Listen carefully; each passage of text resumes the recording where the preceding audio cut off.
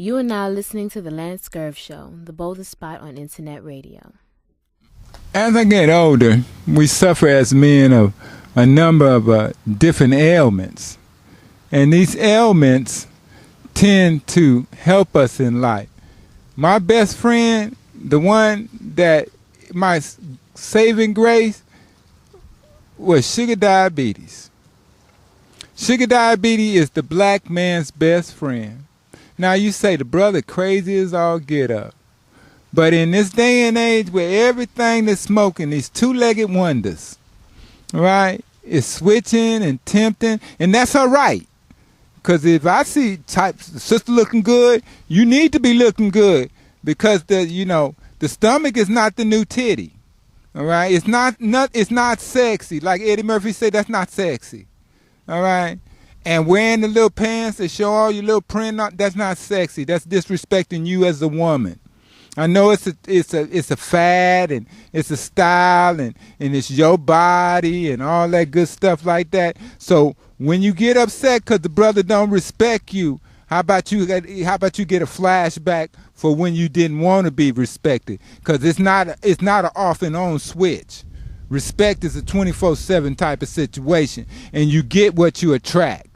So if you looking real sleazy and gutter and looking like the day old whatever, and you get a brother step to you and he don't respect you or he disrespect you, how about you disrespected yourself? He only acting like his people. He only acting like what attract him. And there ain't nothing wrong with it because, like I said, sugar diabetes is my best friend. Because if your special person don't rise to the occasion and you ain't tempted, then you can't get in no trouble. I mean, you child support free, you baby mama drama free, you relationship free, you eliminate a number of medical issues like herpes and HIV, okay? Because it's a dual-edged short sword. Just like it bring it in the tube, it come in an orifice too, all right? So it's a dual-edged sword, okay? Brother, and you other brothers out there that fall for the yoki dope, let me give you a heads up. If you meet that sister, first thing you do, you just go into dialogue. Don't try to get them draws. Because that means you lose automatically. You didn't even get off the bench. You just lose. If you go for the panties right off the rip, then you lose. I'm trying to tell you. I'm an old man. I'm telling you, I've been there, done that. All right? You lose right off the top. What you do, you spend some time with her. You make her pay for her part of the meal so you can respect her as a woman because we living in a day that you're supposed to be equal. If she want a six-figure man, I just want a heifer that makes $6 an hour. Okay? Because we humble like that. Sister, she got great expectation. That's why she dating white men now. Because she got great expectation. Because it ain't enough six-figure brothers around there for you to, step up your game. Brother just happy with a $6 sister. $6. I got more respect for a $6 an hour sister than a sister with an engineering degree, a sister with a technical degree, because the sister who got the $6 an hour job, she real. She living a real life. The sister that watch The View and buy into the philosophy, especially the ones that believe in Oprah, them the ones you got to really watch. Okay, because they got good talk game. They better and they smoother than Sweet Willie. And I'm showing my age again. For y'all to know who Sweet Willie is, how about you get you a copy of the Mac, right? And Sweet Willie is a character. And he'll tell you everything you need to know. You could say it don't apply today, but it does. Because, Jada said it best. The black man is the new bitch, okay? And he is. He weak. He real weak. And especially if he wearing tennis shoes when you meet him. And every time you go somewhere with him, he got tennis shoes. Or he come out and he want to go somewhere with you and he got them Steve Harvey specials on. The Macs. You could tell it. You could tell who you don't supposed to be giving none to. You just ignore it because sister girl next to you, she chasing the same thing. Because there's a lot of good brothers out there. I got a lot of good brothers out there. But the only thing about the good brother, he believe in God and he want to respect you. And he want to be father to your child. And if you sick, you can depend on him. If the rent is due, you can depend on him. And if your child is looking forward to seeing her daddy when it comes time for her to go from, junior high, elementary school to junior high school, he gonna be there. You know what I'm saying? That's his phallus. That's what make him so unattractive, because he committed to being the father to your child and loving you as a husband. And that makes him undesirable. That makes him the scum in the bottom of the earth. And if he's willing to pay child support, but you want to play a game and don't want to let him see the child, and you want to use the child as a tool, to get your point across because somebody told you somebody. Well, I got bad news to you. Any woman that would keep her child away from her father or set him up to catch a domestic violence charge so she can have a talking point to have control of him, you need to run away from her. If she ain't got no control of her children and she want to lay up with you and have a child by you and all the children got a whole bunch of daddies, and it's her right. It's her uterus. If she want to rent her uterus out, I'm good with it. If you good with it, I wouldn't advise you to get caught up with it because, what's happening today and then you do it today and then 15 years later you regret it. You don't regret the child. You just regret the relationship. You don't regret anything about the child. And sisters, when you meet brothers and they say that girl don't want to let him see that child, then that should be a buzzword. Not that he bad, that he's simple, and that he really don't understand that he made the choice and the mistake of a poor uterus. He made a poor deposit. You know what I'm saying? And that mean he just a bad man. It just mean, that he got a learning disability, that his IEP didn't take hold, and his psychotropic drugs that his mama got that $1,200 for didn't really kick into play.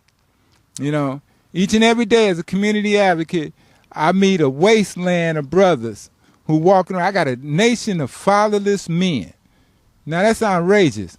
A wasteland of fatherless men. It's supposed to be a wasteland of fatherless boys, but it's a wasteland of fatherless men.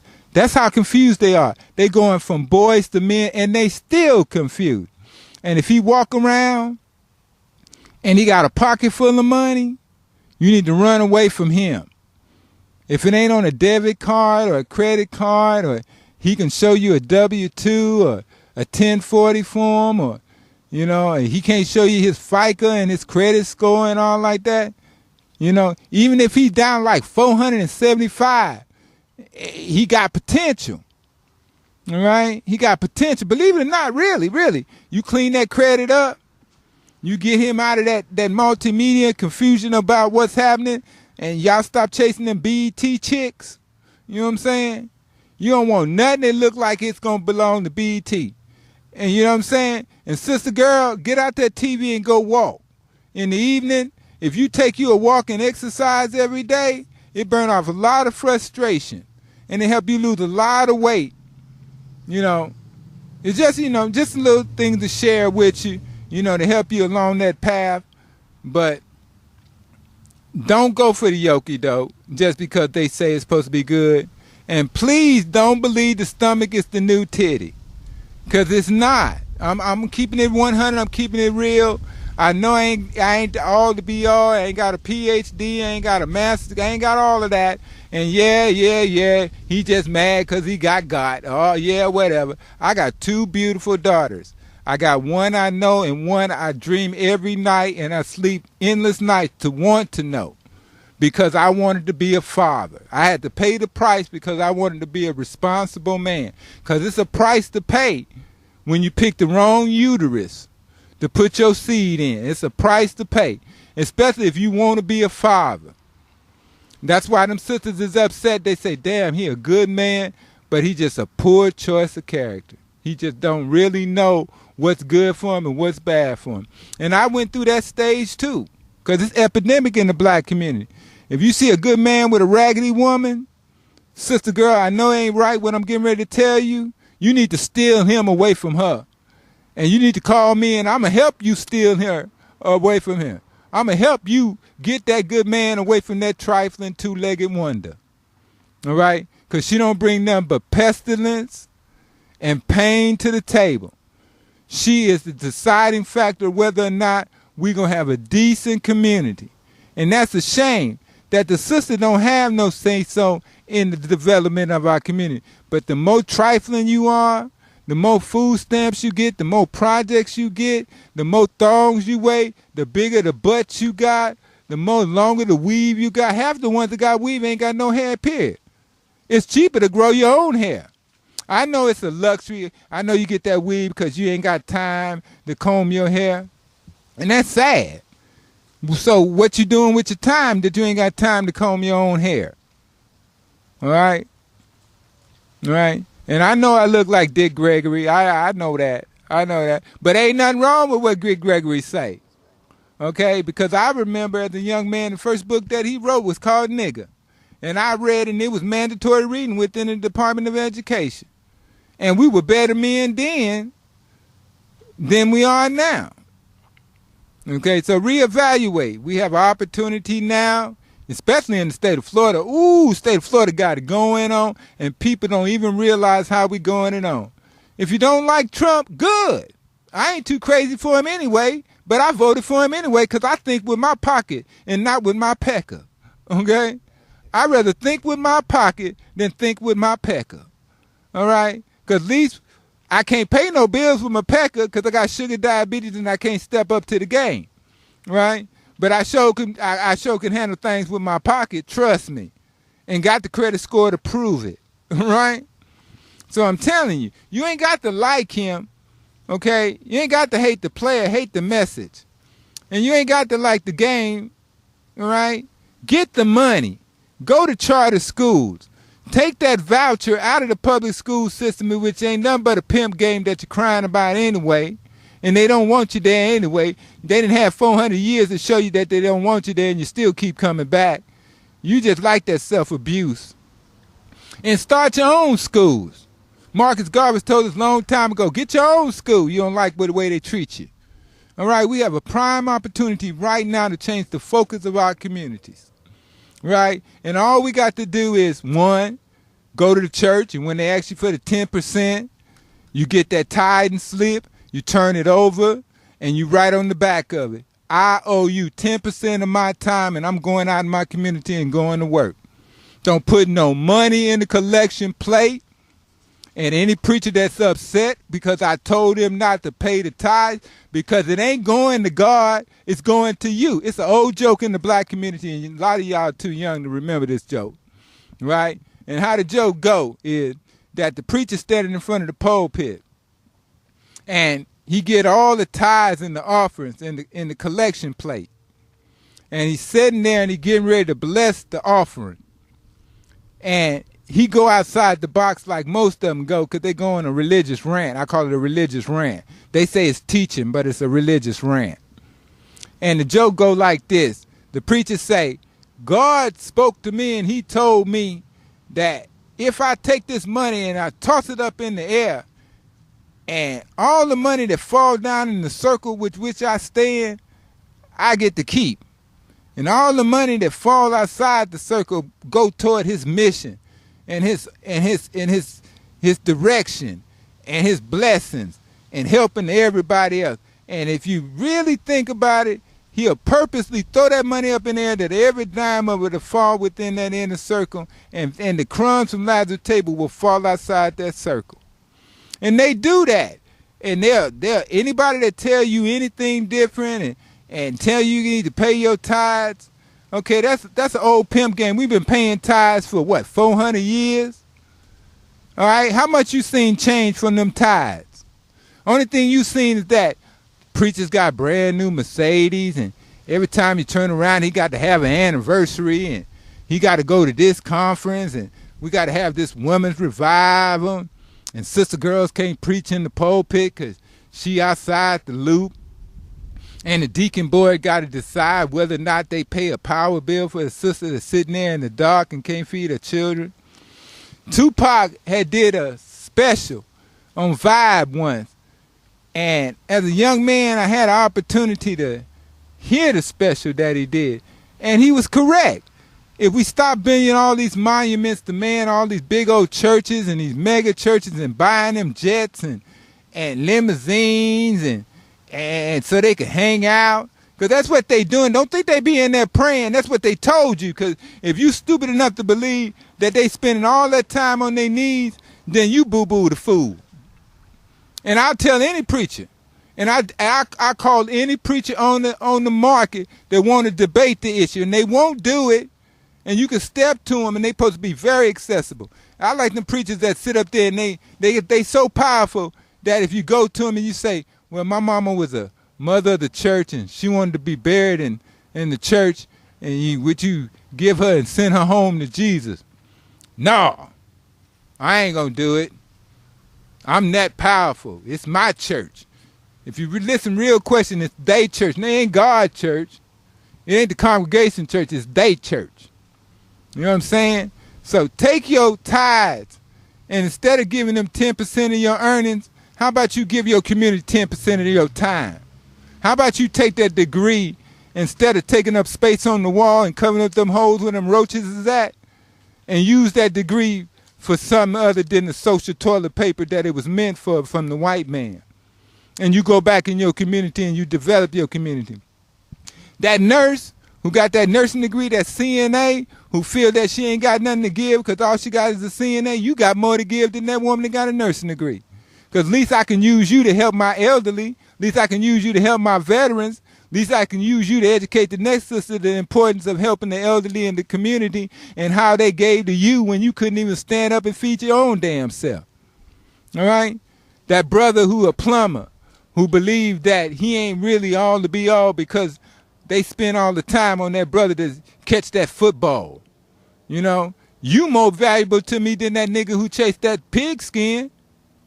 At least I can fix the house, and you can tell me when Mr. Charlie lying about the piping under the water in the streets I got. You more valuable than him.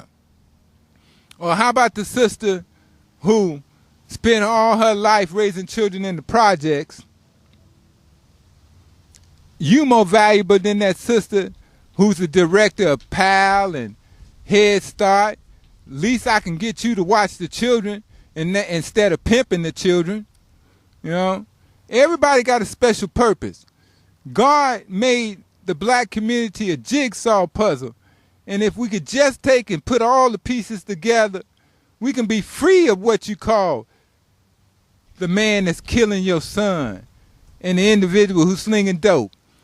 You know, if you ever seen Sugar Hill, the man said in Sugar Hill, it's a movie, oh, I'm showing my age again. It's a movie called Sugar Hill. Look it up. Okay? And in Sugar Hill, it's a scene where he say, yeah, ain't no dope dealers got no jets. They ain't got no airports and no docks.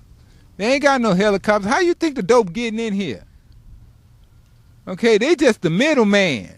They the low merchant. In my community, you know what the middleman do with his dope money? He go up to the foreign store, instead of washing his ass, he buy him a brand new T-shirt and wipe under his arms with the old T-shirt and put on the new shirt. And guess what the sister do? Hey, Dad, what's up? That brother got banked. You know, he the man to be with.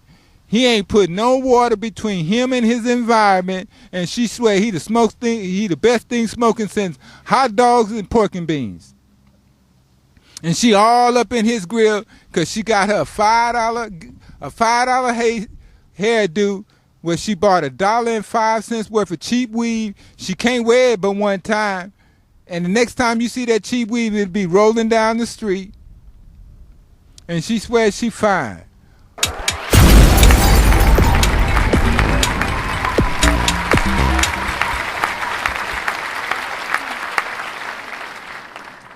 Make sure to check out the boldest blog at LANCESCURV.com and follow SCURV on Twitter, Facebook, and YouTube under LANCESCURV.